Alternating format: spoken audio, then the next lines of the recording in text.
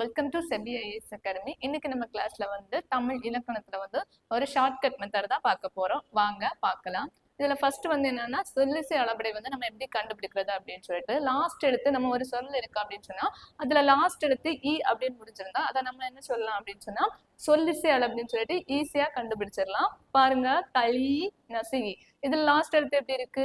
இ அப்படின்னு இருக்கு. அப்ப நம்ம அதை ஈஸியா வந்து சொல்லிசை அளபடை அப்படின்னு கண்டுபிடிச்சிடலாம். ஓகேவா? நெக்ஸ்ட் வந்து இன்னிசை அளபடை.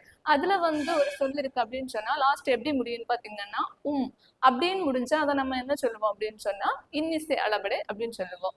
கொடுப்பதும் எடுப்பதும் அப்ப எப்படி முடிஞ்சிருக்கு?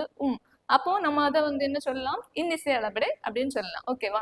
நெக்ஸ்ட் வந்து செய்யுளிசை அளபடை. செய்யுளிசை அளபடையில ஒரு சொல் இருக்கு அப்படின்னு பாத்தீங்கன்னா அது லாஸ்ட் எப்படி முடியும்னா ஆ அல்லது அக் அப்படின்னு முடியும். அப்படி முடிஞ்சா நம்ம வந்து ஈஸியா எப்படி சொல்லலாம் அப்படின்னு சொன்னா செய்யுளிசை அளபடைன்னு சொல்லிட்டு சொல்லலாம். சரியா? கடா கடா அக். அப்போ வந்து நம்ம ஈஸியா வந்து இதை செய்யுளிசை அளபடைன்னு சொல்லிடலாம். ஓகேவா?